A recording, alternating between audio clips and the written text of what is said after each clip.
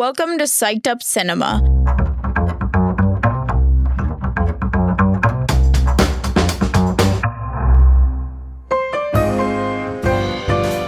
Where film and psychology meet.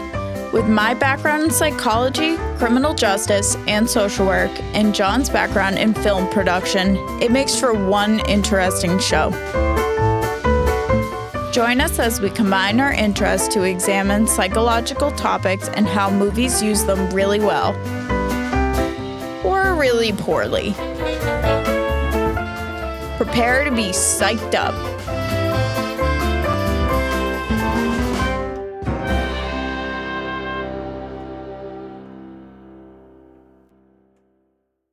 Welcome back. Welcome to the Psyched Up Awards Show 2024. We probably should have thought of a name for this award show. But welcome. Anyways, my name is John. I am one of the hosts, and as always, I'm here with my co-host. What's up? I'm Kate. I'm a therapist. Yep. And I am not a therapist, but me make movies. So that's what I do. So what are we doing? What are we doing here today? We're not covering a psychological topic, and we're not covering one movie. So what the hell are we doing? Best of and worst of. Best of and worst of. Welcome to the very first Psyched Up Award show. Woo! Woo. Clap. Woo! I think we do need a better name. We will come up with one. Anyways, so what we're doing today. So as a disclosure, I think as this goes on, we will just do movies that we cover. However, since this was our first year, we didn't cover like a ton of movies. Covered like 7, 8, I think. I also want to apologize for the abrupt break in content. I think that's on me mostly. Kind of went through some shit myself this year. Some family emergency stuff. So yeah. We haven't posted in a while. Not because we're negligent, because somebody in my family almost died, and that kind of complicated things. So, and then once you were free, I went on a 2-week vacation. Yeah. So now we're back recording this in 2025 on our days off. So, sorry, guys. We did. Happy New Year. Happy New Year. We did expand our list a little bit. So, but if you guys like this and you like us talking about movies that we probably won't cover on the show, definitely let us know. Maybe this would be a good opportunity for us to cover movies that we don't really like want to cover or are hard to cover. But some of these movies we might cover. A lot of them came out this year.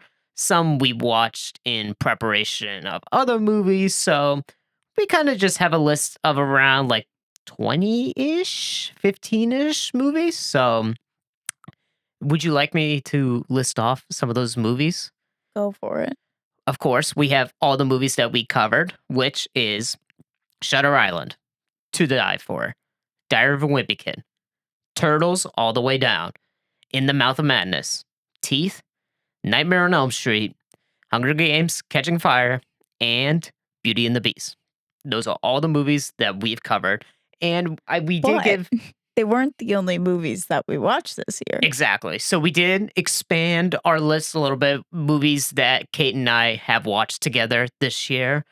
Some released this year, some didn't. But let's start our list of movies that are possible for nominations in any category.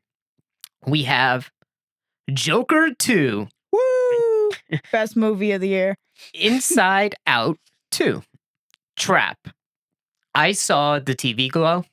Princess and the Frog. Alien Romulus. Deadpool and Wolverine. Beetlejuice 2. A Quiet Place Day 1. The Idea of You. And lastly, Twisters. So those are all the movies. I think all of these came out this year, except for Princess and the Frog, in which we watched in preparation of Beauty and the Beast, just to kind of get another Disney princess movie going. Yeah.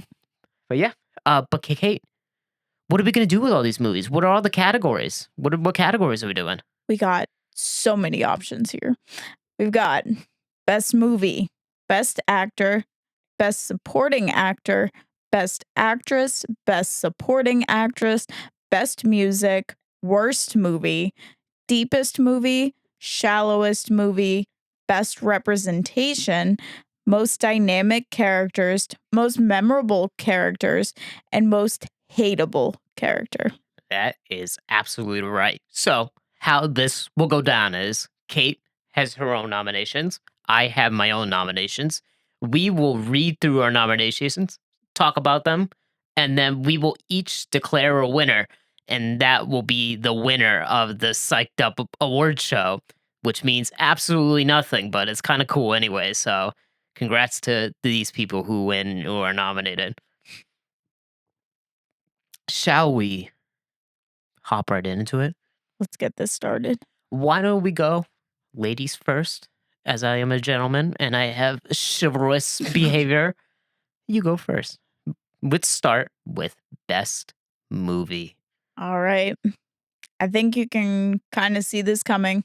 But the first on my list here for my first nomination for best movie is Shutter Island, because that's my favorite movie of all time. And I can't see outside my own biases. But I also have nominated Turtles All the Way Down, Teeth, and Diary of a Wimpy Kid. Okay, my list is a little different than yours. So I do have Shutter Island. I have In the Mouth of Madness, Beauty and the Beast, To Die For, and Nightmare on Elm Street. Now, something we should bring up is this category was exclusive to movies we covered. So, Yes. and other movies that came out this year did not qualify for this category. Probably should have put that out there, but so let's talk about it. So I know what you're gonna pick. You're gonna pick Shutter Island. So What? I don't know what you're talking about. so I do I don't think Teeth is one of the best movies that we covered, in my opinion. I like Teeth, but I think a little bit during that episode, I was kind of struggling a little bit to talk about. I think it is a good movie, but I think in terms of its direction, I think it's missing like some of the sauce that's making movies that like I can look at it and be like, they shot it this way because X, Y, and Z. That's fair. I feel like that movie was more trying to make social commentary than focus a lot on direction and Right. I do like the movie a lot. I do like the message it gives out, and I do like the episode as well. So if you haven't watched our Teeth episode, you should listen to it. So, um, but yeah, I think I know my answer.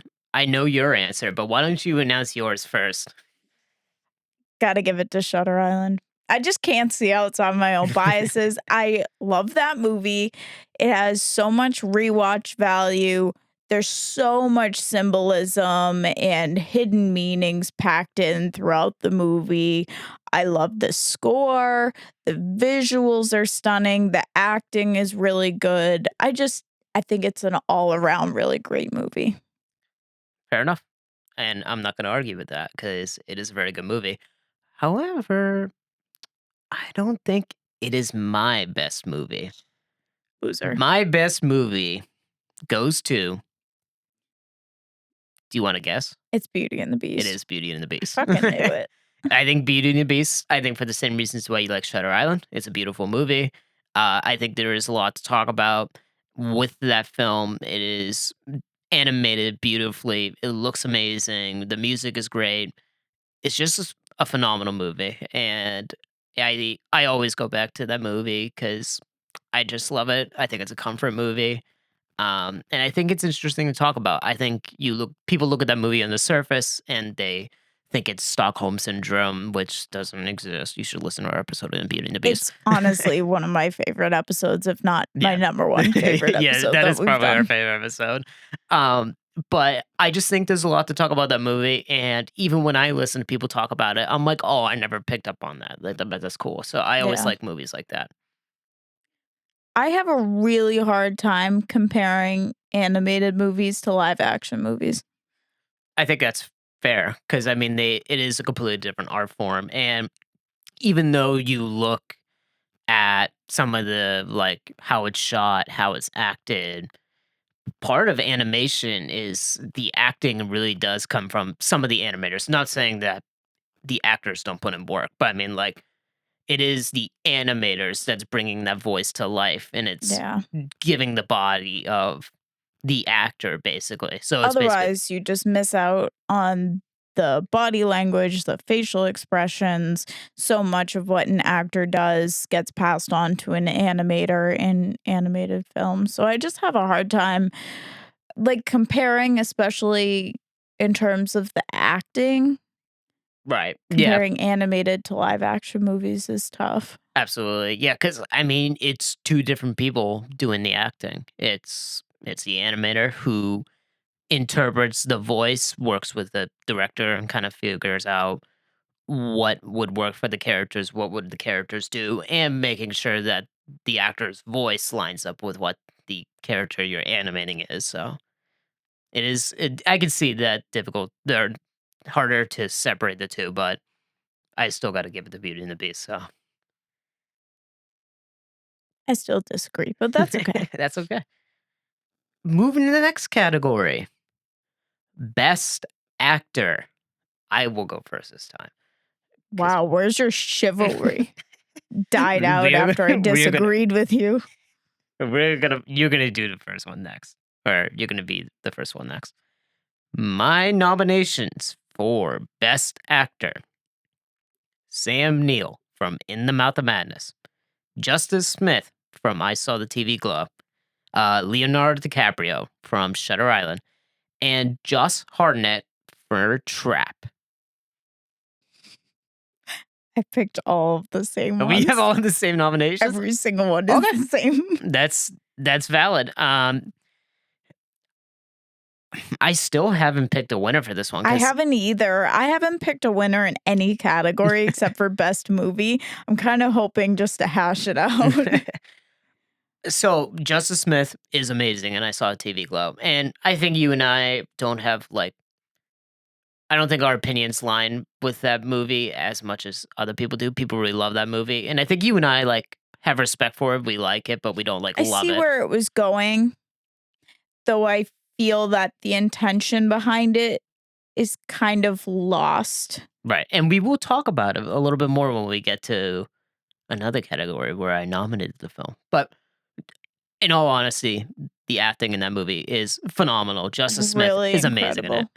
And then Sam Neill in The Mouth of Madness. Honestly, as much as I love John Carpenter, a lot of that movie, I shouldn't say is carried by Sam Neill, but Sam Neill I helps would that movie say a it ton. is. I don't know, but the creature design and stuff like that that he does is, That's true. but Sam Neill's reaction to everything going on really just does make that movie, and it really just drives the ending home. Uh, DiCaprio and Shutter Island. I mean, there's not much to say about it. That's a great performance. So In your first watch, I feel like you believe everything that he says, or at right, least the majority of people. Like, you want to believe that he really is a detective. He really sells that story, but with the context of everything, it starts falling apart and it makes you question everything. That's what I love about his portrayal. absolutely, yeah. And I mean, I couldn't agree more with that. And Josh Hartnett in Trap. I have to say, I can't believe that the reviews of Trap are as divisive as I they know. are, because I really like that movie. I do too, and I think he also kind of like in the Mouth of Madness really does kind of help carry that movie to another level for me. I have to say, I don't think we'll cover this movie. Maybe we will, maybe we won't. I don't think that they did a very great job with the psychology part of it that they Mhm. were going for. But overall, I think it was a fun movie Yeah, and I his agree. acting was really And I good. think it is really suspenseful. And I think he does help with that twist so much because you were following him for the first half of the movie. Yeah. And then once you find out that, like, well, I mean, you know, he's the murderer, but like the You're movie still just kind of rooting for him, yeah. though. And then there's like a certain point in the film where it just flips and he's still acting the same, but like you view him as like a horrible villain rather than like a guy that's just trying to escape. Yeah. And I think it's really good for that. This is a tough one. I'm gonna go with Sam Neill. No way! I was gonna pick Sam Neill. Okay, well, congrats to Sam Neill for the unanimous vote on him. Your trophy will not be in the mail. You're not getting a Sorry. trophy. We don't have the budget for that yet. I also don't know where you live. Hey, if you hear this, send us an email. Sam Neill, please We'll send get us you an your email. trophy. We'll get you your trophy. It won't be a good one, but it'll be special. I'll put it together with like duct tape and spare parts. Anyways, as promised, what's the next category?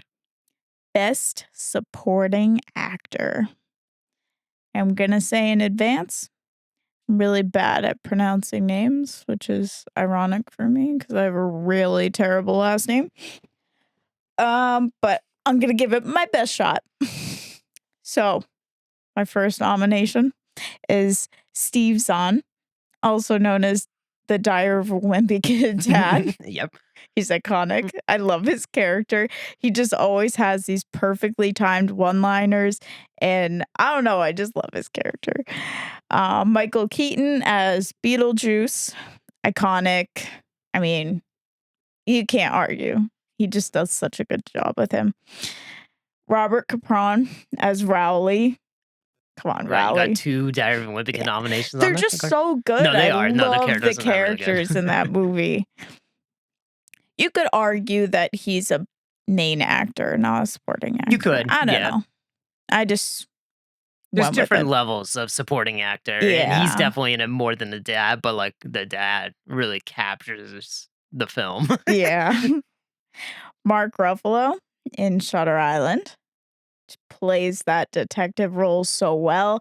And then you get to see that switch up where he starts embodying the doctor role more, but you see that kind of doctor perspective care throughout his role of playing detective. And I just love that about his character. Next one is David Johnson as Andy from Alien Romulus. I think he is the only character that I gave a shit about in that entire movie. He was the only compelling character that had any depth to him. Yeah. I think that was a good action movie, but the Well, characters. we'll get to Alien Romulus. Okay. And the last one is Glenn Powell from Twisters, because I mean, He's sexy. He's a hot guy. I would love to make a link of Gwen Powell, so. hit us up. Also, I do want to touch on Alien Romulus, too. We don't hate Alien Romulus. No. We don't hate it, but we will talk about it later. I actually really enjoyed that movie. It's an enjoyable film, but we'll talk about it. We'll talk about it later. Okay. Anyways, my best supporting actor, a little bit different than yours. We got some similar ones. I do have David Johnson on there from Alien Romulus. Robert Capron. I don't know how to say his name, but I'm going to keep that pronunciation of it because I think it's funny. I went with the white pronunciation. We got the different things there. If only there was a resource where we could search up people's names and figure out how they're pronounced. No, that doesn't No, exist. that doesn't exist. Mark Ruffalo from Shutter Island. John Hensley from Teeth, and he plays Brad, who's the brother or his stepbrother. Step bro. Yeah. What are you doing, step bro? And then I have Michael Leon Woolley, who plays Lewis in Princess and the Frog, which is That's the valid. alligator. I love him. I love his character so much. But yeah, let's duke it out. What are you thinking about? What do you like on your list? Man, this is really hard because I really like all of them for vastly different reasons. Right. I don't really have a lenience towards anyone, really. I do really enjoy Rowley. Rowley is really funny, but is it like best performance out of this list? No, but it No. is super enjoyable. It is like a fun performance, and it aligns perfectly with that movie. I feel like I'm between Michael Keaton, Mark Ruffalo, and Glenn Powell. I like Glenn Powell in Twisters, but He doesn't play a very big role. Yeah, and I don't know, I just don't think his character is super memorable. Not his fault, of course, but Yeah. his character is just kinda, like, average, like, Southern guy, except, like, he turns from, like, in quote, "evil" to good, but, I mean, he's not really evil, he's just I kinda think like he does a good job embodying that. Yeah, he That's does. what got me. I think that performance is, like, perfectly fine. I just like, nothing wrong with it. It's a fun performance, it fits perfectly with that movie. With that being said, I feel like I have my choice. You think so? Okay. Um, John Hensley from Teeth, that's not my pick, but he does have a really good performance, and I think he fits really well with that character. He just acts like such a despicable asshole. I feel like any actor that can get me to really hate their character, they're doing a pretty good job. Yeah, absolutely, and I think he does really good at that, and I think when the thing happens to him in the movie and you're like, "Yeah." It's just like he Yeah. sucks so much. Um, yeah, but I had to give respect to him, but I do think I have my pick. Do you want me to go first since you announced yours Yeah. last? I am gonna pick Mark Ruffalo for Shutter Island. That is my pick Oh as my well. god, no way. We're just singing these up right now. But congrats, Mark Ruffalo. You and Sam Neill expect your trophy in the mail. Never. Never. I just really had to give it to him because I feel like he does such a good job at playing both the role of detective and doctor, and you get to see hints of each persona when he's embodying the other. When Yes. he's playing detective, you can see him checking in, being like, "Hey boss, you okay?" But you see that that's more of from the perspective of him as the doctor Yeah. rather than him playing the role of partner, but he's playing it off as that, and I think he does a really good job at that. Yeah. I agree 100%. And I think that performance in that movie, honestly, kind of comparable to DiCaprio, which is a very Yeah, impressive feat because DiCaprio is really good in that movie. So, yeah. anyways, let's talk about Best Actress. My nominations are Nicole Kidman, 2 or 4 to Die For, uh, Nancy Langenkamp for Nightmare on Elm Street, Paige O'Hara for Beauty and the Beast, plays Belle, and Anika Rose, for Princess and the Frog, who plays Tiana. Okay, I've got a pretty similar list. My list is Isabella Merced as Aza from Turtles All the Way Down, Nicole Kidman, also in, To Die For, Amy Poehler as Joy in Inside Out 2, and Nancy Langenkamp from Nightmare on Elm Street. That's fair. I already know my answer. I know my answer for this one. I'm between 2, What 2 are you thinking about? Nicole Kidman and Isabella Merced.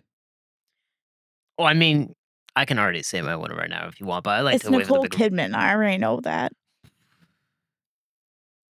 No. But I get it, but I don't think, what was the person's name from Turtles? Asa? Aza. I like her performance, but I'd mentioned this to you before, and I think I may have mentioned it in the episode.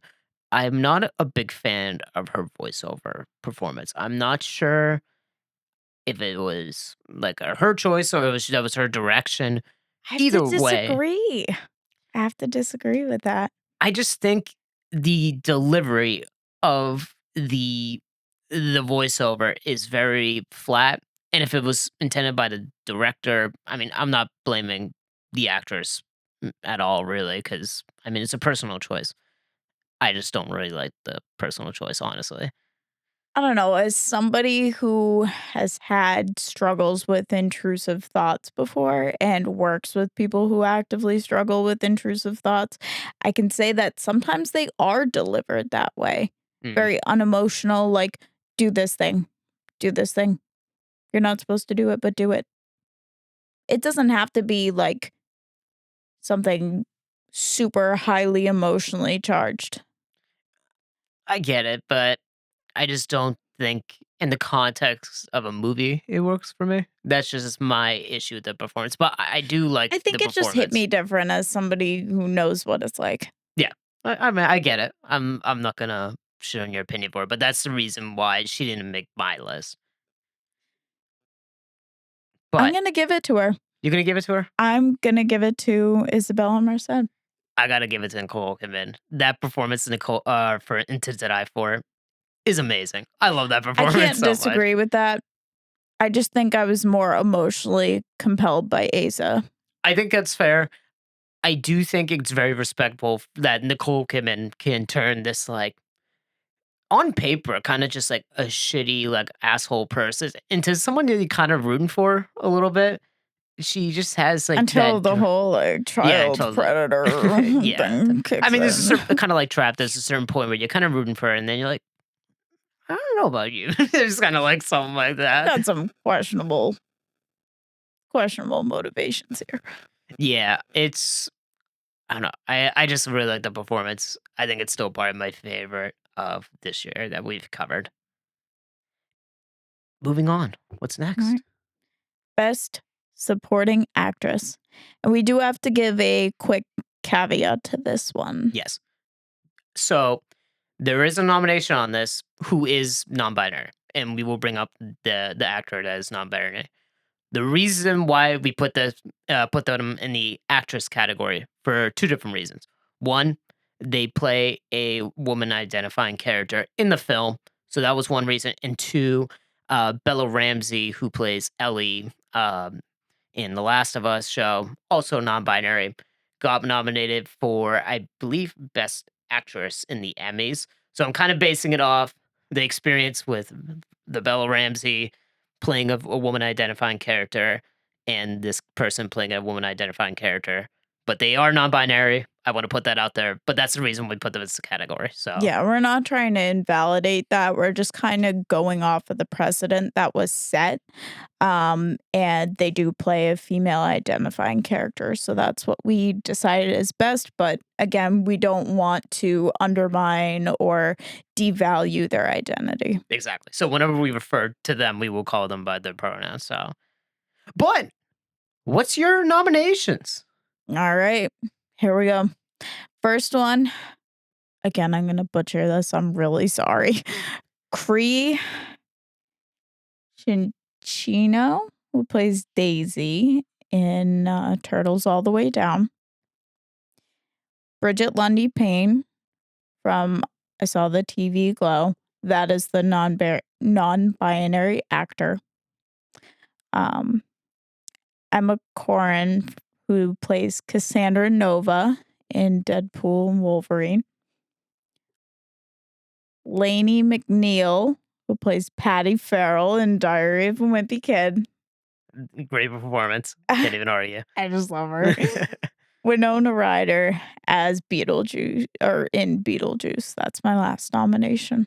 Okay, all right. We got. I really think that this was a strong Oh category yeah, for it this was year. absolutely. And I even have different nominations than you do. I only have two of the same ones. So I Okay. do also have Cree from Turtles All the Way Down plays Daisy. Michelle Williams in Shutter Island. You're not gonna like this one. But wait, who's that? Is His that wife. Rachel? Rachel Solanda? Yes, Okay. I think so. The she's the wife that sinks the kids. Oh, okay. Uh, Lady Gaga in Joker 2. Shut the fuck up. I'll explain. Bridget Lundy I'm Payne so disappointed in you right now. and I Saw the TV Glow. Excellent performance. And then I also have Winona Ryder in Beetlejuice 2. Um, we also did put Winona in supporting. We weren't sure if she was lead or supporting. We're kind of torn between whether Jenna Ortega was lead or supporting. Yeah, I So think we ultimately decided that Jenna Ortega was lead. exactly, yes. And I mean, who fucking cares? This isn't exactly a high stakes Yeah, I know, award show right? here. So let's get started. I think I already know my answer, but I think I might too. okay. Who are you thinking? I'm This is tough. again, this was a really strong category, and they all deserve praise for their own individual reasons, but I really felt compelled by Bridget Lundy Payne, and I Absolutely. said the TV glow. I'm gonna say the exact same thing. Their performance in that movie is amazing. So A really good compelling. performance. And I think kind of similar to other actors that we talked about in their previous categories, their performance in that movie really does put that movie like on a different level. I think that performance is amazing. Their performance of that character made me really question reality, and again, I feel like if you feel that strong of a reaction, the actor's doing something right. Yeah, absolutely. Yeah. I couldn't agree more. I think I Yeah. have to give it to them. Yep. I really part of me wanted to give it to Cree because she also does an incredible job making me feel so many feelings towards Daisy. That's such a controversial character and she embodies it really well, Mhm. but ultimately I felt emotionally more compelled by Bridget Lundy Payne. Yeah, I agree. Now, I do need to explain something. I do need your explanation Why for is the Lady Lady Gaga on Gaga my list? nomination. Okay. Is Joker 2 a good movie? No. Absolutely not. No. However, I want to also say that we almost walked we out did. on that movie, but we were with some friends and we thought that they didn't want to leave and they thought that we didn't want to leave. Had we been on the same page, we would have all four of us walked out on that movie. It was that atrocious. Absolutely. There is a ton wrong with that movie. That movie is not good.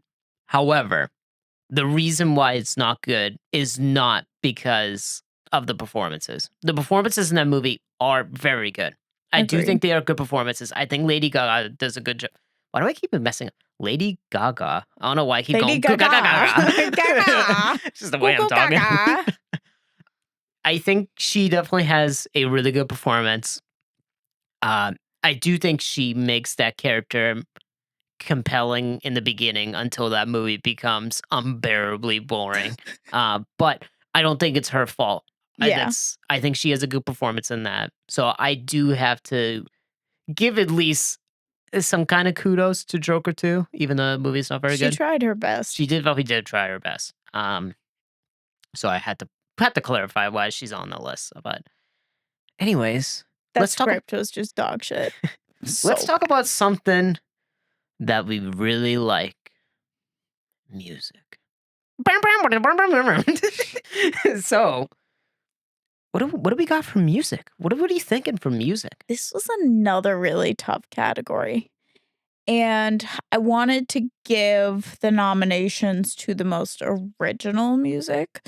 So I did not include movies like Deadpool, Wolverine, where it's just music that's popular.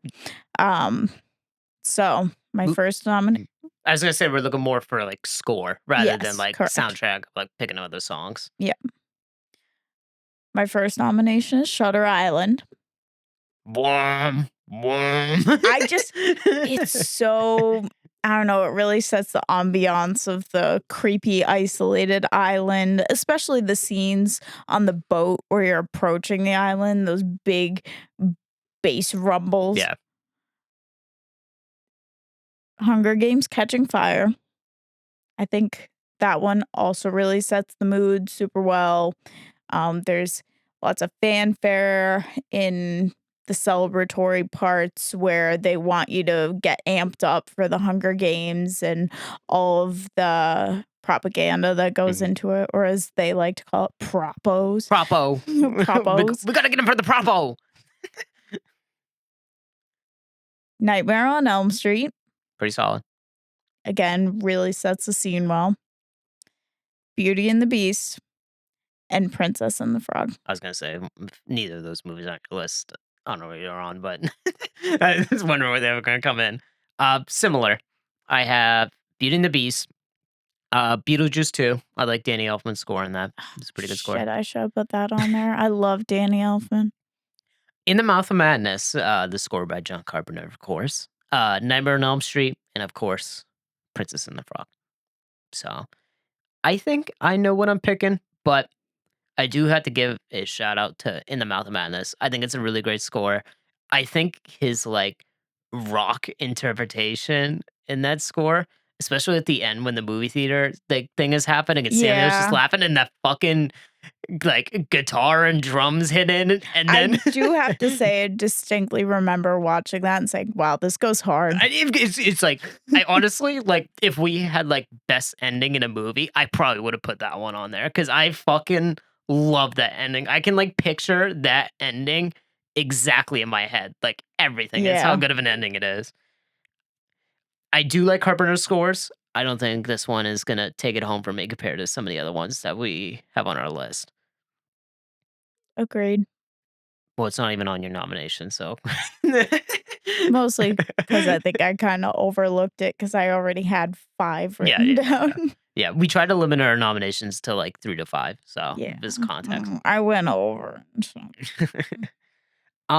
I think I know my answer. Do you know your answer? no. Uh, You're gonna give it to Beauty and the Beast, I'm calling it right now. I'm actually not. Really? Nope. I'm shocked. Do you want me to say what it is? Yeah.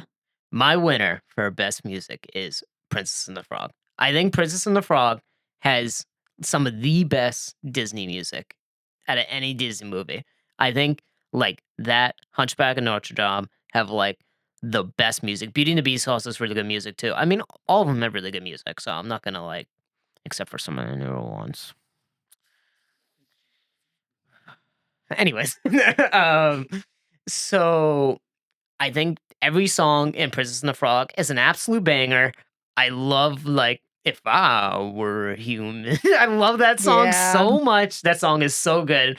There's just so many songs in that movie where I think back, and the villain song in that movie, absolute banger. That song Yeah. is so fucking good. And I I think mean, that became a popular TikTok yes, it did. audio for a Yeah. while. Yeah. It's like It's Time or something like that. Or Are yeah, you are you ready? Yeah, that's ready? what it is. um so good. And I mean, part of it is because how it's animated, but the music in that movie is just absolutely incredible. I don't think there's a single song in it where I'm like, I'm not a big fan of the song, but every song is like a banger for me. I think every song encapsulates the mood in that moment really well. Absolutely. And I think Tiana's like I Want song, like, Mm. is really good in that, like with the I her really in the like restaurant. Almost There. Yep. Yeah, I really like that one too. So I have to give it to Princess and the Frog. I really like that score.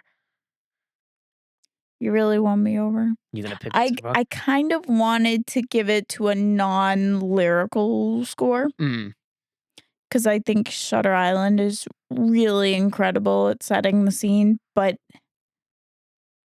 Princess and the Frog is just so memorable, right. and it captures the essence of the area it's set in and the mood and the moment and everything, and I gotta give it to Princess and the Right. Frog. And I think part of what your hesitation was is like it's a musical. It better have good music. Yeah. It's like that's most of the movie. Well, So also similar to comparing animation to live action, it's hard to compare a score without lyrics to one with lyrics. right, yeah, absolutely. I think if I were to give a win to a non lyrical score in this, I think I would probably give it to Nightmare on Elm Street. I really like that score. I think it's a pretty good score, and I think it fits really well with the movie. It's just not as memorable to me as Shutter Island, but maybe that's because 'cause I've seen Shutter Island so Yeah, many more times. I think the big reason why it's so hard to compare the 2 is that if there's no lyrics, it's all about feel. yeah. It has to make you feel something in order for it to have the weight and the power it's supposed to carry. Mhm. I think Nightmare on Elm Street. I remember bits of that score because of what's happening on screen, like when she's grabbing like gets dragged down into the bathtub, it's like the do do do do do do do do do do do. It's kind of like Jaws almost, kind of like Mm, when it's doing it, and then like when Johnny Gibbs gets like spewed out of the bed, there's like that specific score for it, and I think like the score chooses its moments to like shine, and it has like different like motifs for like what's going on, if that's the right word for motifs. I don't know anything about music, so Yeah, that sounds right. I have to say, Shutter Island, the part that comes to mind is that initial opening scene where they're approaching the island. Mm. You get those big bass rumbles. It's like, bop, bop, bop. Yeah. Yeah, I get that. That also is kind of Jaws-esque. Yeah, it is, yeah. But what's next? Worst movie. More real stinker movies right here. This was not a very difficult choice for So, how about did you do your nominations first last time, or did I do my nominations? I don't know. I think I'll just go. okay, alright, well Fuck you. Chivalry's dead. My first nomination is Joker 2. I'm sorry. No, I'm not.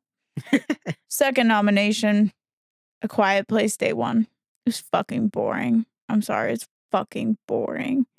We watched A Quiet Place Day 1 at a drive-in theater while it was raining. It was perfect Yeah, mood setting. and we'd also seen Twisters right beforehand. Well, we Yes. could talk about that because I might talk about my list, but And when A Quiet Place came on, half of the fucking people left. Yeah. It was bad. That place cleared out. And people were leaving in the middle of the movie Yeah. too. Weren't even waiting until the end. Like they started it, tried to sit through it, and were like, never mind. It was boring. I'm sorry. was The boring. characterization was not good. The plot was boring. It didn't do what I thought it was going to do whatsoever. It was just a boring movie. And then the last one was The Idea of You. We have the exact same list. But so to continue our conversation on A Quiet Place. So for context, like I wasn't really looking forward to Twisters. Like at the time, I wasn't a big like Twister fan. Now I like Twister. I had not even seen Twister, so I really had no context going into that movie.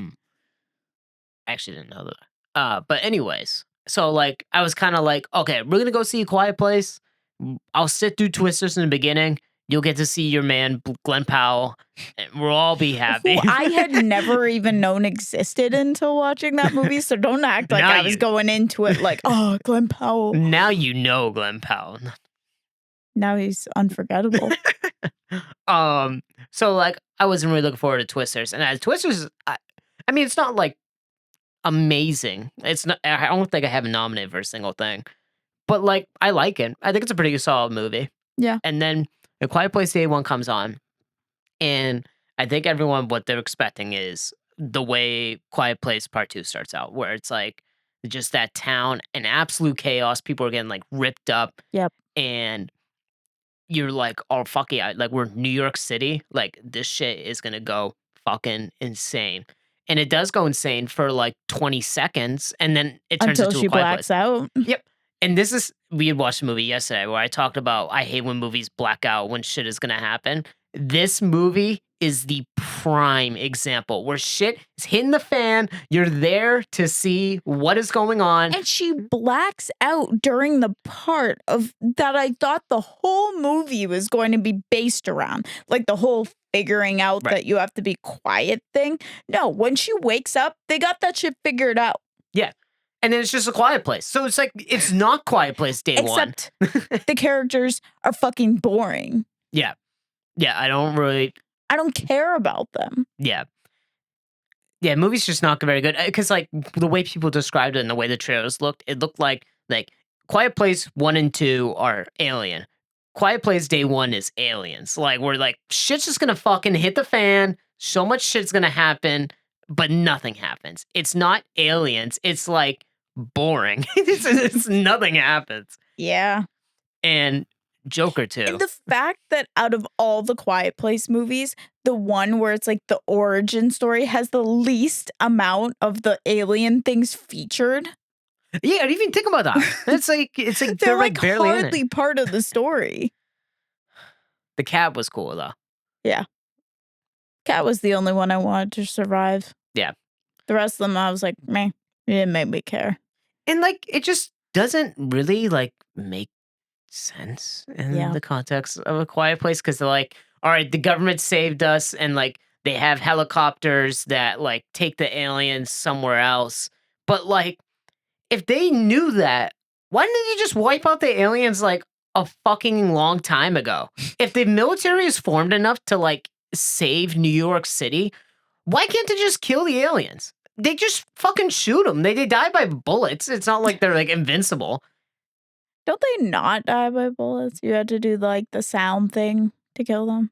Oh Or yeah, did I guess so. bullets But I mean, eventually like, kill them? they couldn't figure that out. What are they? They fucking stupid? Like, it's Yeah, they figured out they had to be quiet, which means they know that the aliens have sensitive hearing, but they didn't do anything with it yeah, they're just like until whatever. some random ass girl in the middle of nowhere does something. That movie is so bad. It doesn't make any fucking sense. Yeah. Speaking of movies that don't make any sense, let's talk about Joker 2. Joker 2. You didn't see Joker 1, but you kind of get the gist Yeah. in Joker 2. And as someone who's seen Joker 1, you don't really miss much. Anyway, so it kind of gets explained to you. It's not rocket science. Yeah. Joker 2 is just fucking boring. So boring. I Boring.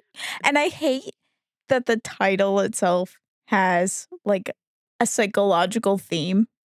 And then they take that and do fucking nothing with it. Yeah, They're like, ooh, Madness at two fucking crazy people. And that's it. That's where they leave it. and they're like, There's no like, what are your motivations for doing this? No. and they're just like, oh, you must have like split personality. And it's like, That was okay, such okay. a fucking cop yeah, out. it was. If you want to mention dissociative identity disorder, I feel like you got to do something with it and develop that storyline, especially if you're going to name the movie after a psychological term. Yeah. Fucking go somewhere with it. And the people who defend Joker 2, I believe like the argument is like the film is designed to like piss off people who like Joker 1, but like because Why? like they supported Joker, I guess. I don't fucking know. But like it also doesn't make any sense because it's just boring. It's just like the movie itself is boring. It's like nothing happens. Yeah, I don't care about their relationship. I don't care if either of them survive. I don't care if anyone believes his story or what his origins are because they never develop that. Yeah. It is. I just don't care about any of it. Everything the movie tries to be is bad. It's a bad musical. It's a bad romance. It's a bad courtroom drama. It's just a bad movie. Yeah. Nothing happens. Everything is just bad except for it looks good. And Lady Gaga. Why do I keep saying that? Lady Gaga. Why do I keep saying that? I've never said that before. Lady Gaga and Joaquin Phoenix are good. They're like, they do good things about it. One of my biggest beefs with that movie is right when you think they're going to do something to further the plot, they're like, song break, dance break. We're going to climb up the mountain. And then it goes into their fucking nonsense show. What's up with the fucking mountain? I don't know. They talk about the mountain all the fucking time. And they're like, we're going to go up the mountain. They keep, shut the fuck up about the mountain. And it goes nowhere. It goes nowhere. And finally, the idea of you. There's not much to say about the idea of you. It's just not memorable at all. Yeah, it's not memorable. It's just every other fucking mommy movie. Yeah. So yeah, those are our worst movies. What are you picking? You could see the look on my face right now. I know what you're gonna pick. So just say what you're gonna pick. It's Joker 2. It's obviously Joker 2. There was never really another option. I am going to pick A Quiet Place Day 1 because Bruh. A Quiet Place Day 1, like what we said, advertised itself as like the day one, like them figuring it out, and the movie just isn't that. Okay, And but Joker 2 is Folly 2. You're supposed to, Madness at 2. Maybe there's going to be development for why Joker is the way he is. Ooh, is it dissociative identity disorder? Guess we'll never fucking know because they go nowhere with that. I think both movies take what you think is supposed to be the main theme and they just fucking throw it in the trash. Goodbye. I remember how much I hated Joker 2. Yeah, because you I spent the entire time wanting to rip your ears Yeah. off and walk out. But I don't remember A Quiet Place besides how much I hated it. It's like Joker 2 does a huge swing, but it's the biggest swing and a miss. I feel like A Quiet Place Day 1 is trying the bunt and they miss. And it's just boring. And it's like it doesn't do what There it's was hardly advertised. an attempt. Yeah, they didn't even swing. Like it's just like I can respect Joker 2. They stood there and let the ball hit them in the face. Lady Gaga and Joaquin Phoenix are actually doing something in the movie. The movie looks good. So like those three things I can redeem myself or redeem the movie over. I don't feel like there was bad acting in A Quiet Place Day 1. I think the script just fucking sucked. Yeah. Like Joker.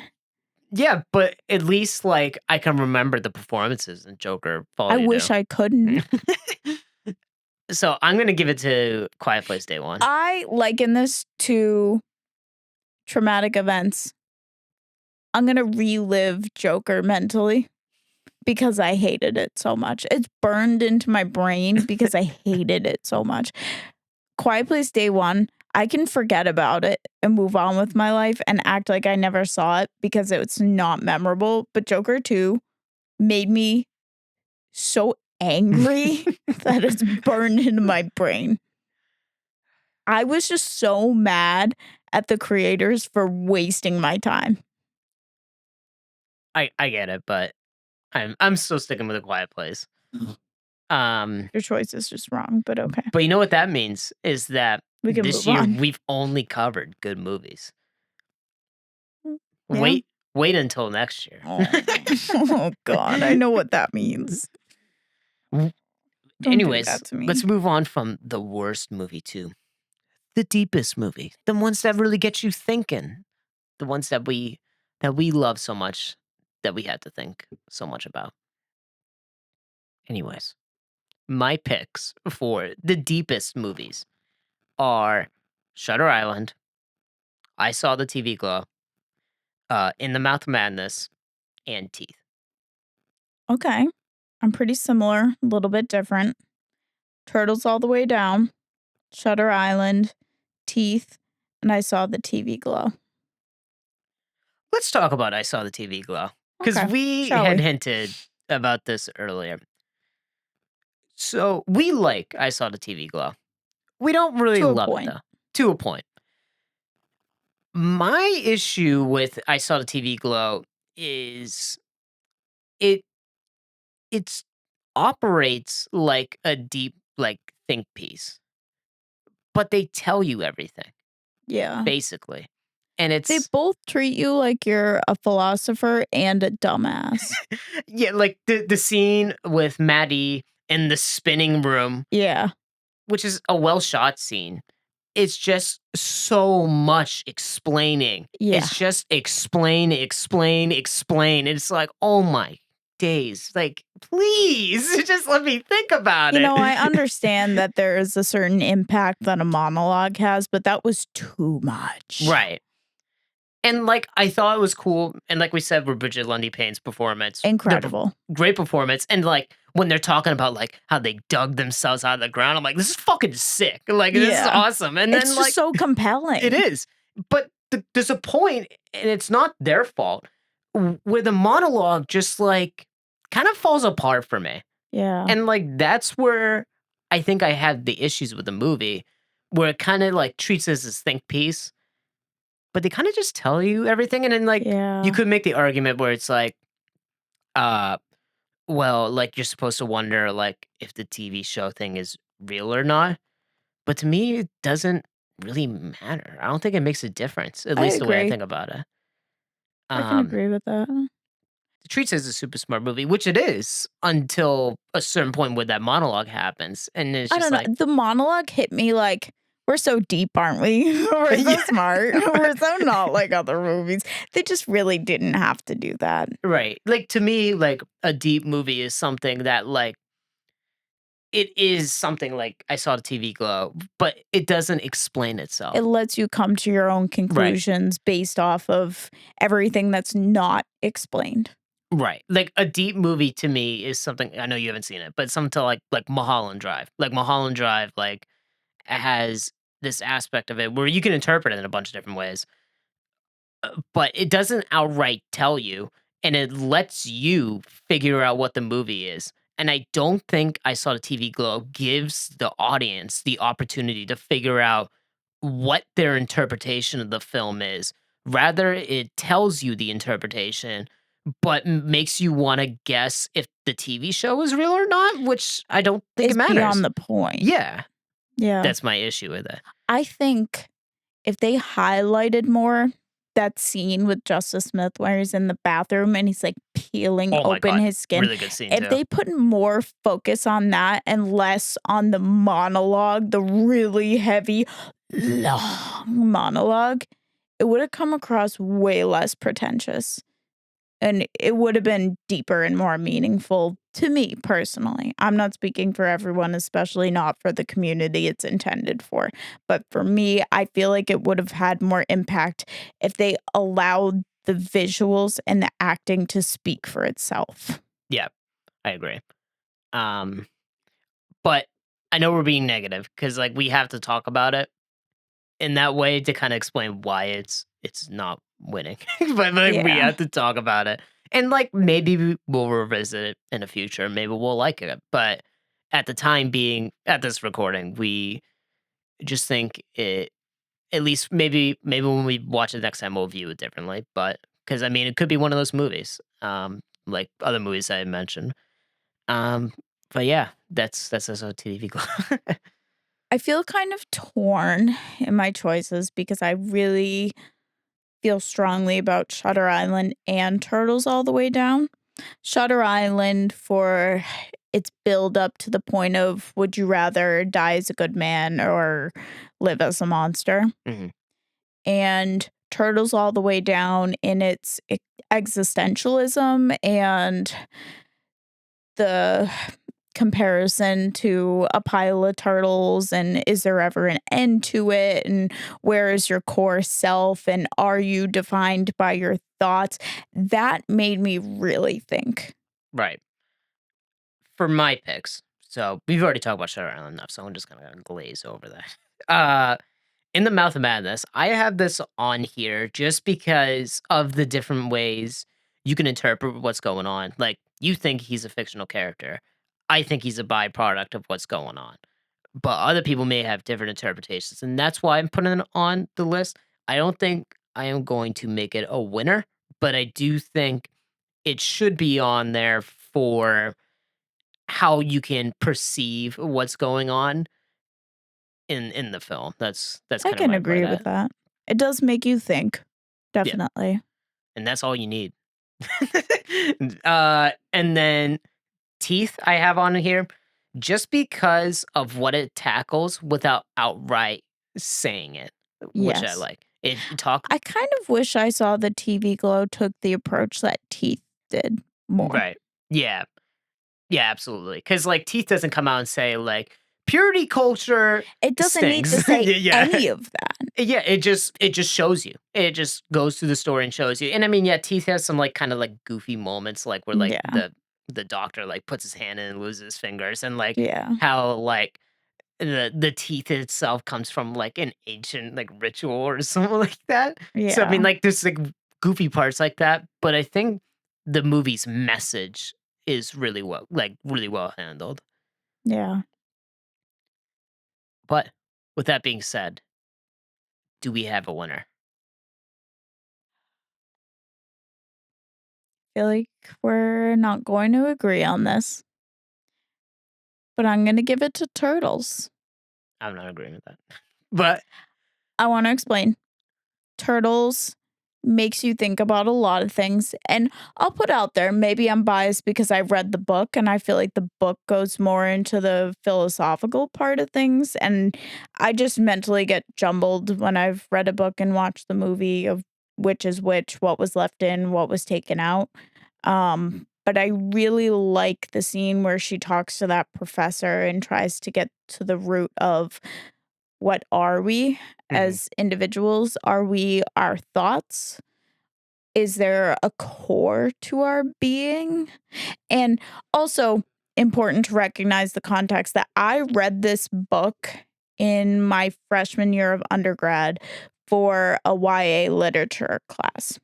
And I loved the conversation that came out of it, of what makes you who you are. And to some extent, are we all different people in every context? And is there really, truly no core to our being? Because we are every person that we are in different contexts. Those are all our true selves. Mhm. And at the same time, does that mean that there is no true self because we are everything that we act as? So, I get where you're coming from, but the reason why I didn't nominate it is because there's not enough of that. I feel like it's such a small part of the movie, and it doesn't really tackle it that much, really. I think it does a good portrayal of OCD, but I don't think the existentialness of it is as prevalent as it probably is in the book.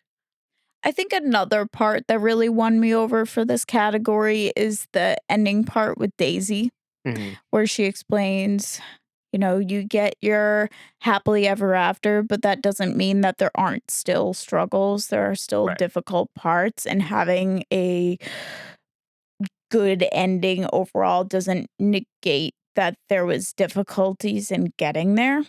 And I like what that brought up for me personally in thinking about what it means to succeed in life. right. How do you know that you've made it, Mhm, that you're there at the end product, you mhm. know? Right, Is there really an end goal? Or are we just living to enjoy the little moments? And do we need to more take advantage of those small things rather than always aiming for a bigger goal? And just because we slip up does not mean we're having a bad life. right. I don't know. I think a lot about those kinds of things. So that was especially impactful for me. Mhm.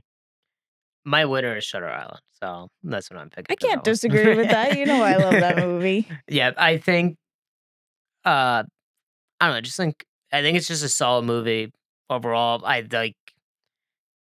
It is really nice to watch a movie multiple times and kinda pick up different pieces of it, and I think Shutter Island is absolutely one of those movies. It's, like, almost, like, infinitely rewatchable with how much stuff you can pick up, and I think that's why I'm letting making that one take it home. What was the deepest part to you? I think the ending, I really like the ending line. We had a discussion about this where I thought it was more of an open-ended ending, but everyone told me I was wrong, basically. So, Yeah, your Instagram poll really yeah, I had an flopped. Instagram poll. But to be fair, the Instagram poll, I didn't. The Instagram poll was basically, did the experiment work? Yes or no. But I should have specified, like, uh, Is it up to interpretation? yeah, or like, I forget what it was, like, yes, the experiment, like, worked, because, or, like, elaborating on, like, the no or yes, Mm. because, like, you could say, "No, it's not open-ended," but then say the wrong thing. That's what I mean, Yeah, like, that's true. so maybe it wasn't an accurate poll, but I still really like the movie. I really like the ending of it, like, is it, would you rather, uh, die a good man or something like that? This is actually kind of similar to something that has been coming up with clients recently and talking about themes of PTSD. Like, how much of someone's trauma is it worth digging up? Right. Like, if, like, the concept of repressed memories, what we went over with Shutter Island, to some extent, is it more hurtful for him to be aware of what happened?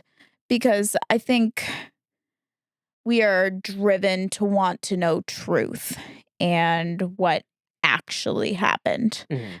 But is it really that important if it's going to destroy someone's ability to live day to day? Would it be better to allow someone to live in the delusion that they're a detective than to have them hate themselves infinitely? Mhm. Or do we believe that's something that he could forgive himself for and move on with? Yeah.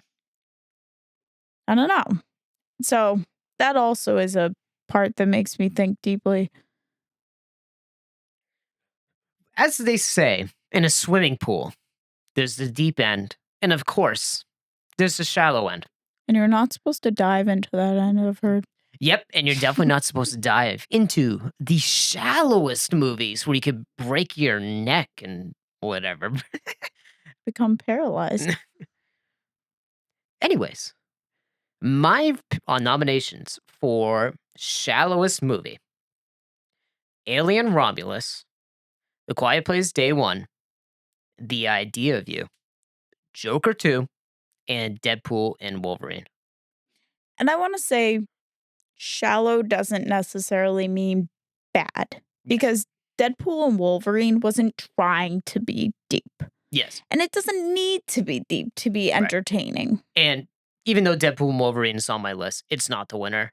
I I just kind of agree. needed to fill out the nominations, honestly. I feel like it's very different to make an attempt at being deep and fail miserably versus you're just supposed to enjoy this movie and have fun. I don't like Joker too. Mm. Anyways, what are your nominations for the shallowest movie? Very similar. Alien Romulus, Joker 2, Quiet Place Day 1, The Idea of You, and Deadpool versus Wolverine. Actually, I think that's identical. Oh yeah, this is identical. Do you have the idea of you? Did you say Yep. that? Okay. Yeah. So some people were probably wondering, why is Alien Romulus on this list? And we briefly touched on it earlier. Why is Alien Romulus on your list? Because the characters aren't important. There's nothing to them except for Andy. They are quite one dimensional. And I'm not compelled to want any of them protected except for Andy. And if I don't want somebody to make it to the end of the movie, maybe I don't care about their character all that much. Yeah. Kind of a similar boat there. I think Alien Romulus is a perfectly fine horror action movie. I Okay. think you can watch it with Alien Romulus, Aliens, so that way you kind of like fill out a little trilogy. I would probably do that. I think it's a fun movie to watch. It's more of a turn off my brain and Yeah. like drink to it It's heavy movie. on the visuals. Yeah. The visuals are really good. Very entertaining, especially the scene where they flip the gravity off and they're going between Yeah. like the goo. Yeah, absolutely. I mean, there's cool parts in the movie, so I'm not gonna like dunk on that movie and say it's a bad movie because I enjoy it. The issue with it is when you watch it on rewatches. Because like I really liked it when I first watched it, and then we watched it a second time, and I was just Yeah. kind of like, "There's not much to this besides the basic horror and action." Because like a good horror movie, you can watch endlessly for its themes and its messages and what it's trying to say. Suspense. Yeah. Yeah.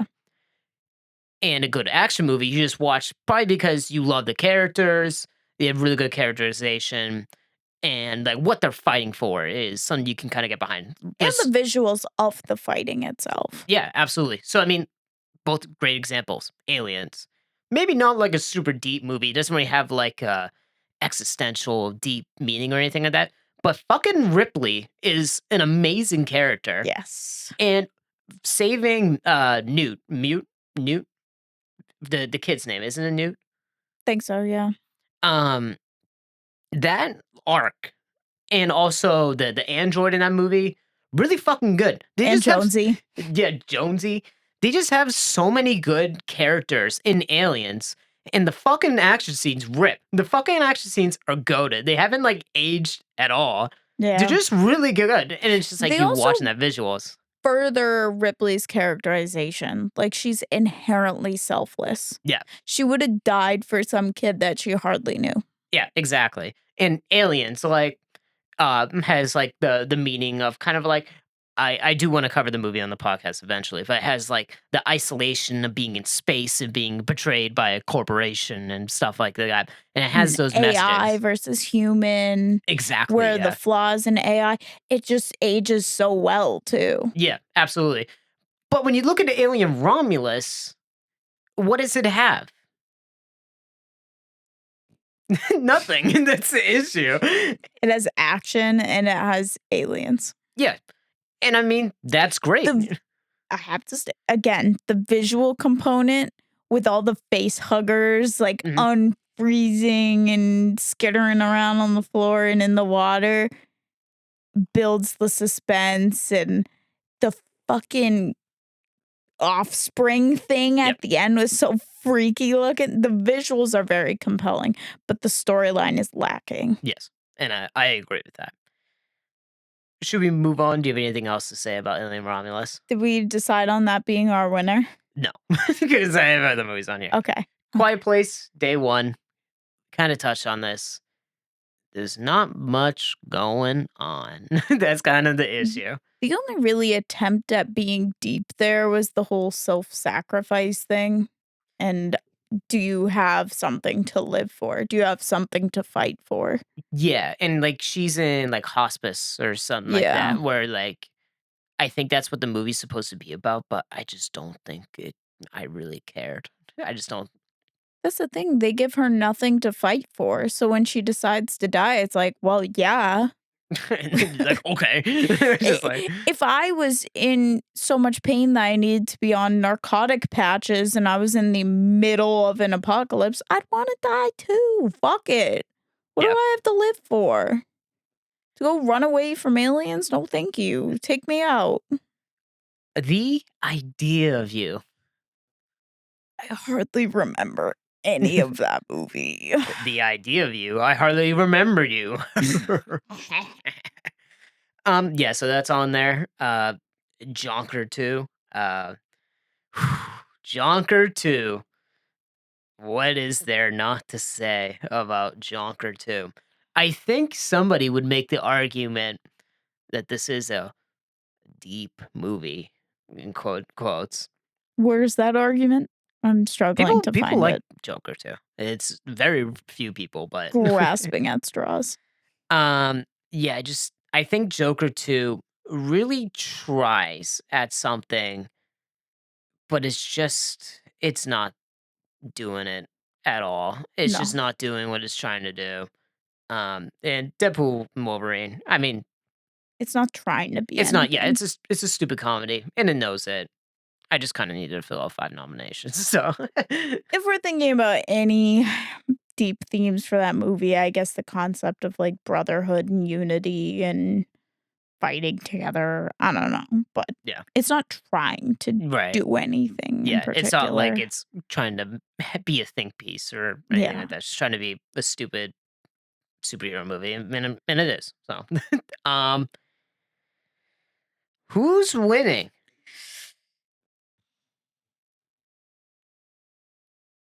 I'm gonna give it to Alien Romulus. You know, I've been slam dunking this movie all day, so I need to make it a winner. I'm gonna put The Idea of You. I think The Idea of You has absolutely like But I nothing don't going think for it's it. trying to do anything either. Well, if it's trying to do anything, it didn't do anything at all anyway. So at least like Alien Romulus, I mean, yeah, the themes, because like that's what this category is. It's just thematic purpose. Yeah. But Alien Romulus, at least like I can watch it and enjoy it. The Idea of You, I can't even watch it and enjoy You it. know So what?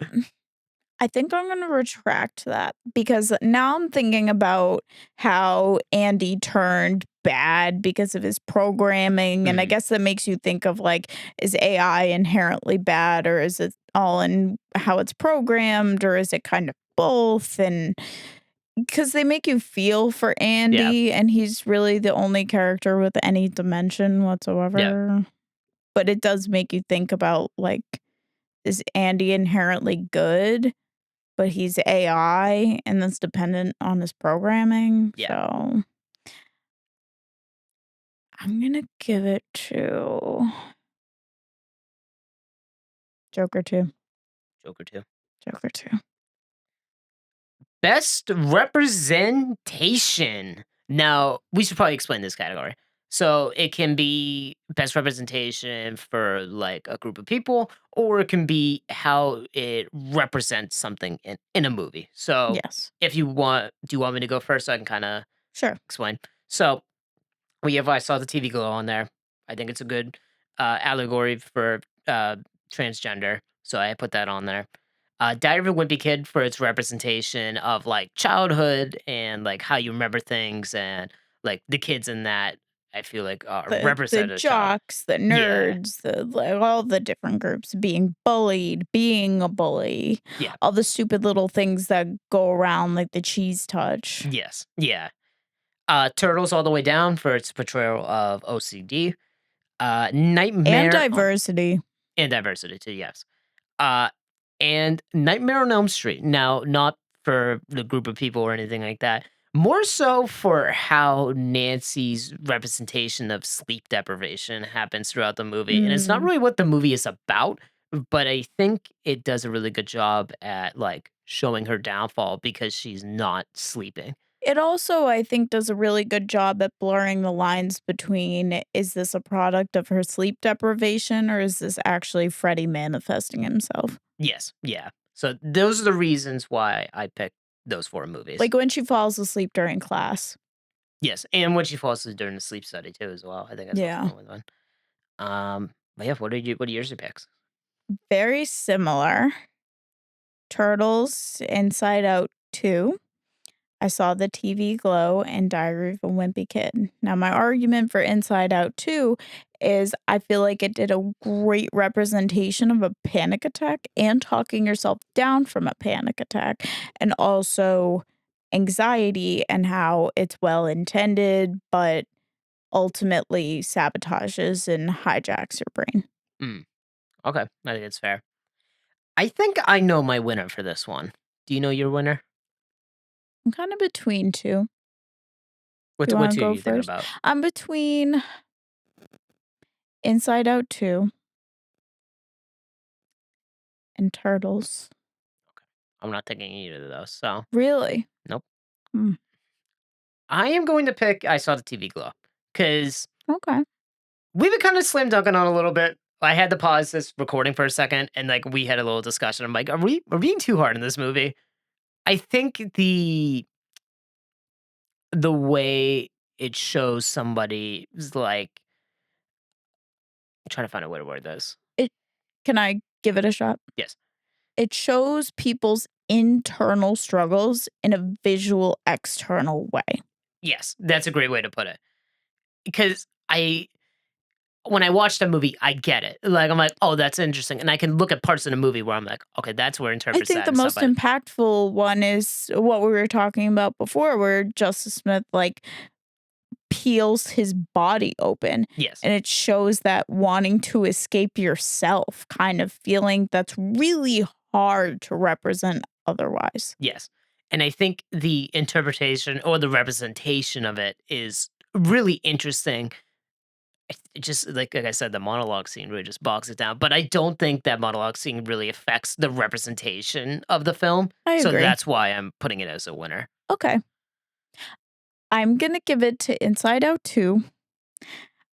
I feel like any therapist would. I just come from a specific background where that is a very impactful theme for me. I am somebody who struggled with anxiety attacks, panic attacks, anxiety and depression, and seeing those themes again, something very internal seen in a visual representation, I think it really helps people who have never been through it to understand because that anxiety attack scene was so impactful that I feel like it really put you in Riley's shoes and helped you to understand and sympathize with what she was going through. I get that. I agree.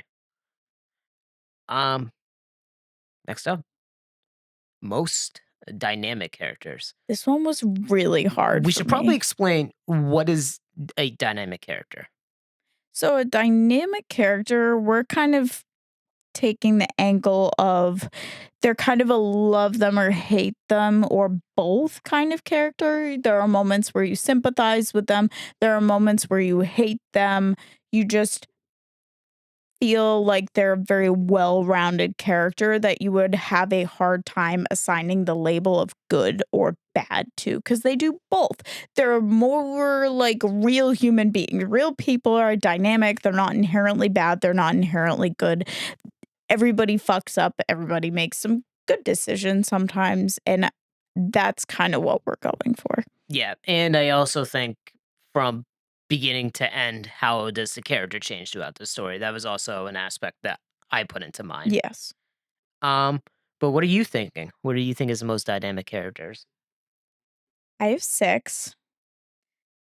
My choices are Daisy from Turtles All the Way Down, especially the part where she's writing the fanfic referencing Aza and talking about her as a burden, but overall she's a really good supportive friend and she's always there for her even when she feels bogged down by Aza's OCD and struggles overall. Teddy Daniels with how he goes from believing that he is wholeheartedly believing that he's a detective to eventually the experiment works. He realizes who he is, but then he doesn't want to live as who he is. Anxiety from Inside Out 2, because she's originally portrayed as a villain, but then you start to realize that she can be reasoned with and her motivations are pure. She wants to protect Riley from all the what ifs in the world, but just kind of goes out of control. And I think every person kind of goes through something like that where they have good intentions but go overboard with it. So my next one is Tiana from Princess and the Frog. She is very hardworking, she's goal oriented, and she won't settle for less. And she kind of keeps that throughout, but she also has the softer side to her that wants the romance, even though she won't really admit it to Mhm. herself. So that's what I like about her. Andy from Alien Romulus, because of how he does that flip when that chip goes in his head, and it kind of makes you question, the ethics of AI and is it all in the programming or Mhm. is it an inherent bad that's bound to be a problem regardless? And my last one is Joanna from Hunger Games Catching Fire. You really want to hate her in the beginning. She's portrayed as being kind of really out of it, really eccentric, but then you realize that she's really just scarred from everything she's gone through. She's pessimistic because of everything she's gone through, but it's also realistic to be pessimistic in that environment. And ultimately, she is fighting for the greater good. Mhm.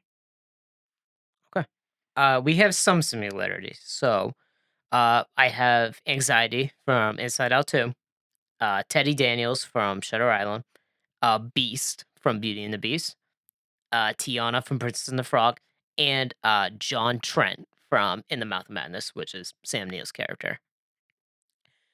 Is John Trent very interesting? I think John Trent, because he just like his performance in that is so good. I mean, we already talked about that, but like just the way he starts off with this, like, he's just like this by the books, like insurance agent. He's just like, this is all fake. This is all hokey. This is some shit that's going on. And it just by the end of it, just all the crazy shit that happens to him, he's just like, he just fucking loses it. And I love that so much. And I think just the way the character, because I feel like all these characters that we have are them like rising up. Like they are That's true. better from what they are when they first started. But John Trent is a downward spiral. He does not come back. Like mentally, he's just gone. And I fucking love that. So that's why he's on there. Tiana, same reasons that you had said, really. She is definitely one of my favorite Disney princesses. So she definitely got to be up on there. Beast, I think Beast is a little misunderstood. I think Beast, yes, he's an asshole, but he really does come around. I do think he turns out to not be like a self-loathing asshole. He really learns what love is to him and really like shows up for Bill eventually. And he just the way he starts off with like such an asshole and then just the way he ends. I really like that. Uh Teddy Daniels and anxiety, kind of similar to the reasons that you had said on your points there. So what's your pick? I'm Hmm. having a hard time with this one. There were a lot of good contenders. I I am gonna go with Beast from Beauty and the Beast. And I think, like I said, I feel like if you watch that movie just kind of blankly, like on the page, you just kind of look at it at like the Stockholm syndrome thing. Like Belle only likes him because she fell in love with her captor.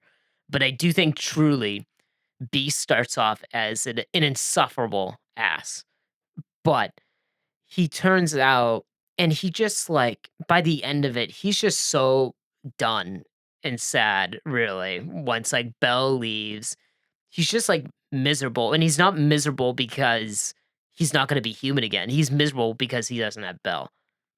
Well, he has no purpose left. Yeah. But I don't think that purpose is because he's not gonna be human. I think it's because he's not gonna have somebody that Well, he he loves. realizes that he really has nothing left to live for. Right.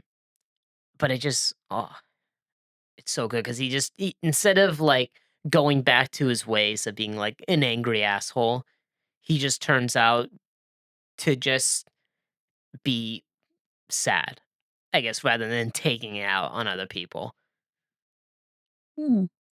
He learns to not externalize his aggression. Well, actually, he both internalizes and externalizes his aggression. He's self-loathing and he takes it out on other people, Yes. but he learns to have more control over that.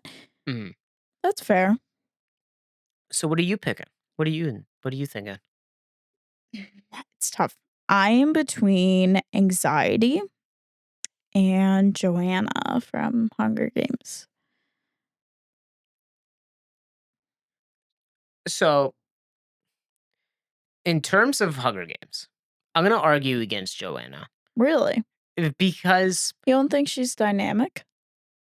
it's not that I don't think that, it's that I don't think she plays enough of a role for for me to justify as, like, the most dynamic out of the films. Because I mean, those are the most characters that we put on our list. They're in the movies for most of the movies. I guess I'm more thinking about her character across the span of the series, so maybe I'll just leave her out on this one because she isn't a big part of Catching Fire. Yeah. I think if you were to view it as the whole series, I would get it, but if I'm just viewing it as Catching Fire, I'm not sure if I would buy that. Part of me wants to give it to Daisy. You give it a Daisy? I'm between Daisy and Anxiety. You know what? I'm gonna give it to Daisy because I think she is a very accurate representation of a friend of somebody with mental health issues because there are points where you find yourself having a hard time with friends that are struggling internally.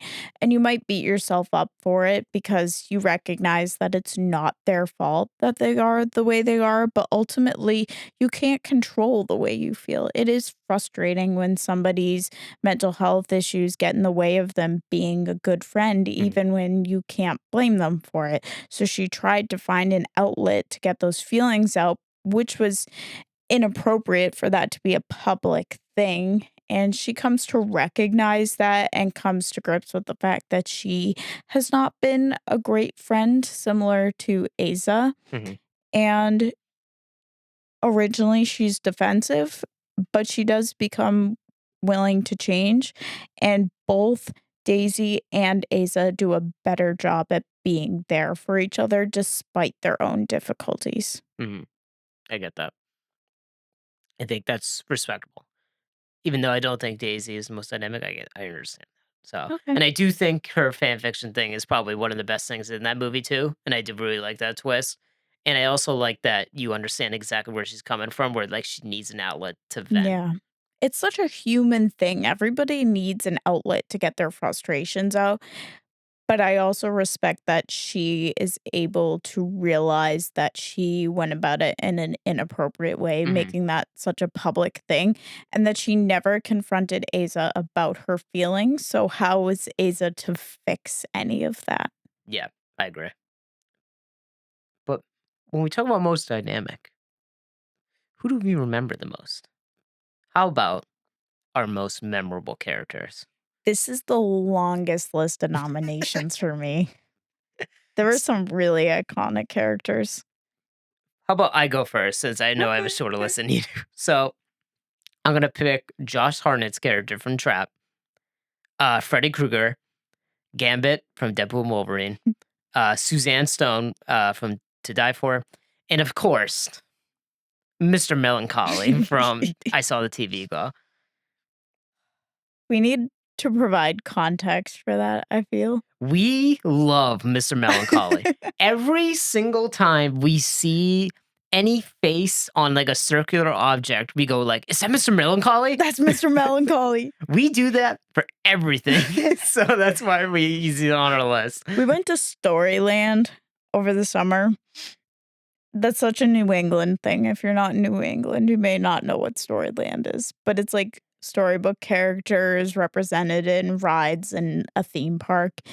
And they have so many fucking like sun and moons with faces on them. And there was this big sunflower with the face on it. Every single one. We were like, oh my God, this Mr. Melancholy. He's everywhere.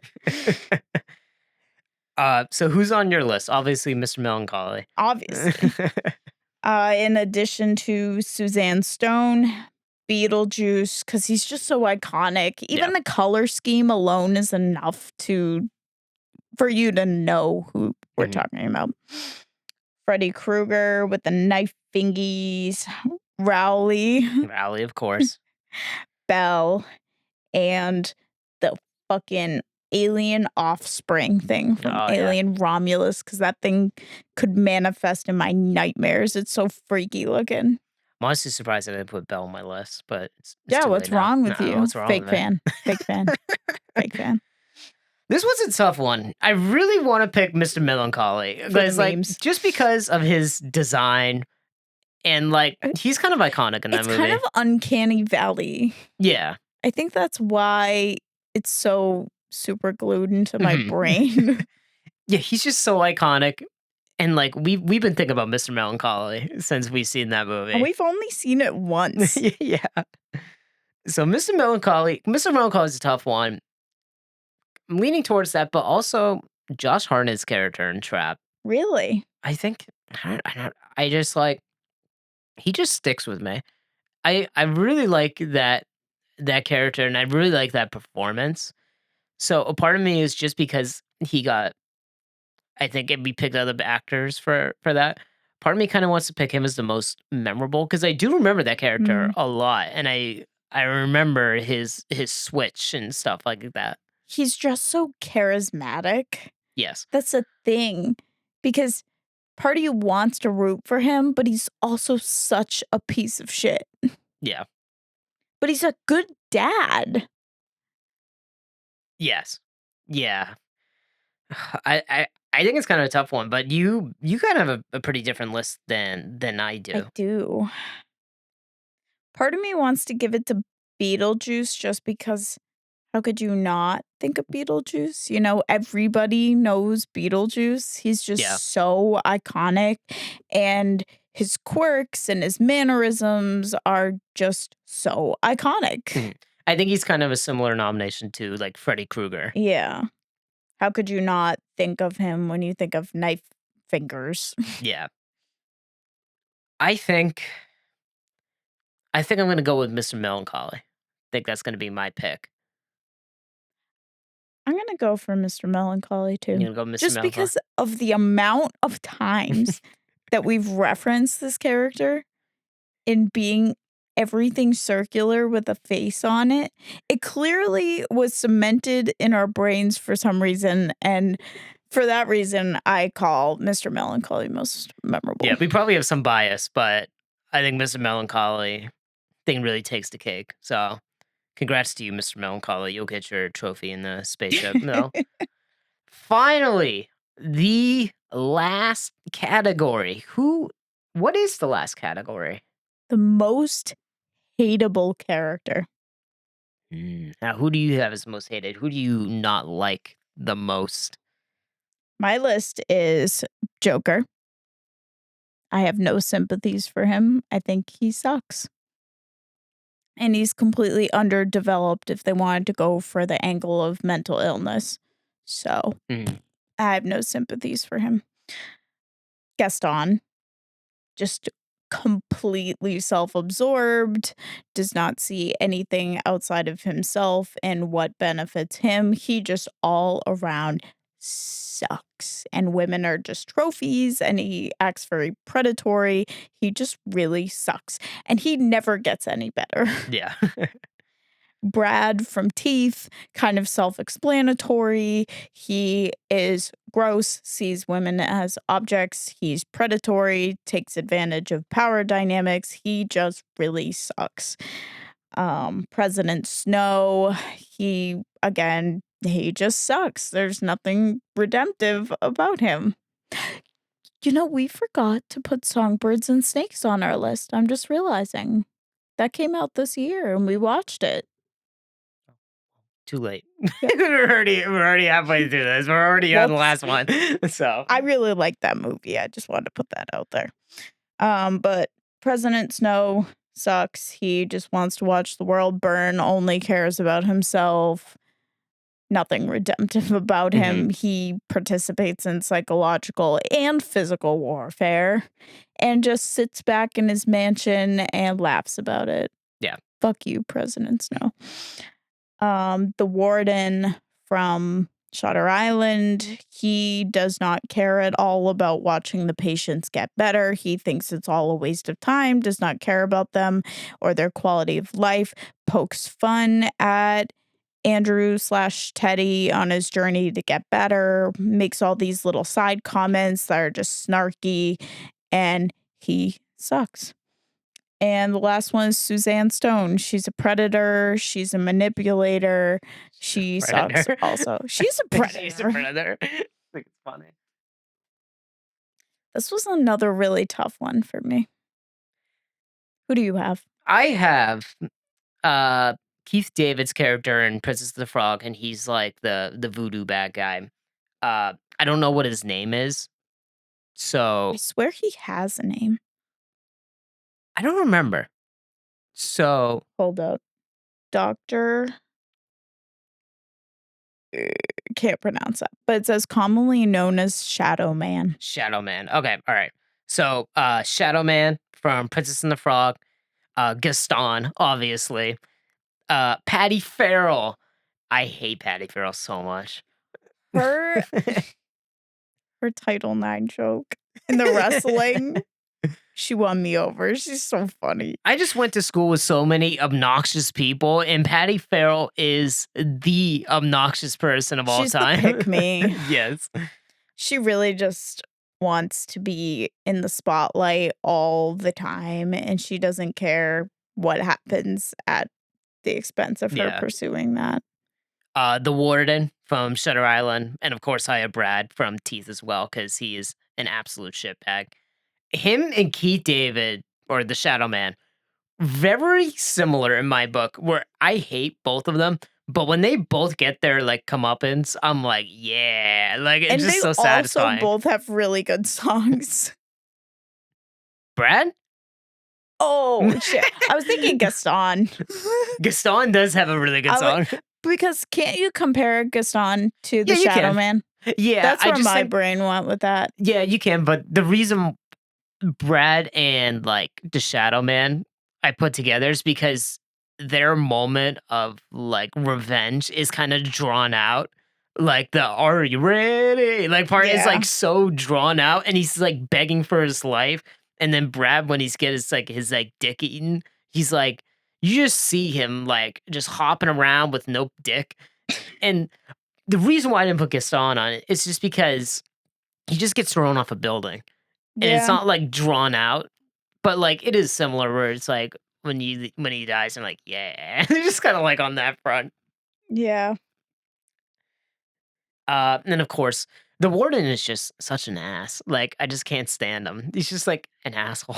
Yeah, he's just there to do his job and get paid and nothing more. He does not have any sympathy for the people there. He reduces them down to crazy people, and that's all he thinks about them. Yeah.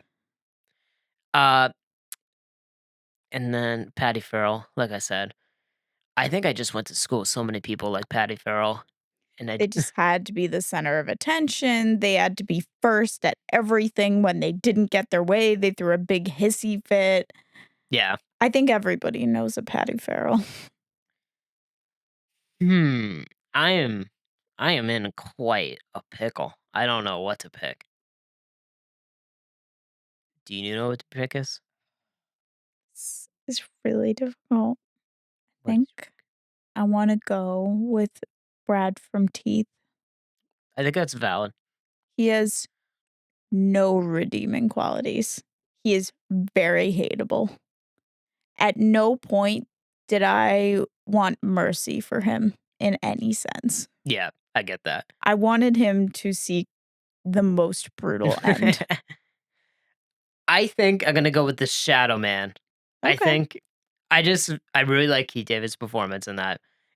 And just, like, how he's kinda suave, like, how he, like, manipulates the prince and his guy to, like, come and see play his Mm, cards with me," and then, just, like, he's just so manipulative, and he's like, "Yeah, you can have as many souls as you want, I just need Tiana back or the princess back so I can get his blood," and then, like, all the souls come out after them and stuff like that, and then once, like, he fails, the souls, like, take him and just, like, the way he's like, "No, no, like, I'll do it," like, and it's just and then his death scene is so good too. It's kind of why, like talk about a different movie, but, like, the reason why I like the Raiders ending so much is because like, the way the Nazis' faces explode, and that's the way I see Keith David's death. He's just, like,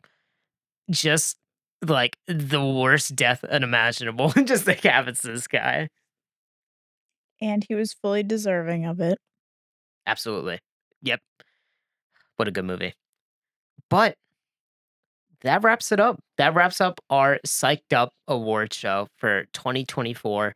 Maybe we should call it the Psyched Awards. I think it's a pretty good name.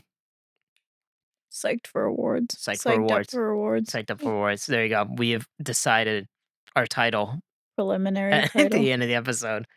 But thank you everyone for listening. Um, this year or 2025, I think should be a pretty cool year for our show. I know we're still pretty small, but I think we are going in the right place. I think we're going in the right direction. I'm pretty happy with the content we're putting out. We've Uh, got some big plans. we got big plans. So, and we should also be having more shorter version like YouTube videos, not with our faces in it, but I'll have like video content. And then maybe someday in the future, once we actually have like a place where we can Consistent set up, yeah, studio, a because consistent studio. right now we're just kind of attaching microphone stands to whatever's around us and wherever we are at that Yep. moment. Right now, mine is attached to a chair with Mega Minion Dave on it. So, Mine is attached to a side table with a tiny little lamp. yep. So eventually we'll have video content where we show our faces, but for the time being, I think we're going to try shorter content where we just talk about maybe a psychological topic and how it applies to a movie, kind of like how we do in the podcast, but it'll Or be a little bit, breakdowns of shots and yeah, intention behind them, yeah, stuff like absolutely. that. So well, that's something we'll probably do in the near future. Um, but yeah, we'll still be continuing our podcast, and we should have probably some guests this year. We're going to be covering a David Lynch film sometime this year with a guest that I'm looking forward to, which we still need to schedule, but I'm looking forward to Yes. it. So, We are hoping that for this year we can be more consistent with content, and more consistent with posting on different platforms, stuff like that. Hopefully no more giant medical catastrophes. No promises though. You have no Um, idea what life brings with you. Knocking on wood. So, but yeah. Um, is there anything else you would like to add or What are some personal film goals you have for this year? yeah, so obviously I do work on films even though it's not my main job because film doesn't pay. So I Not am unless you're in Hollywood. not unless you're in Hollywood. Even then. I'm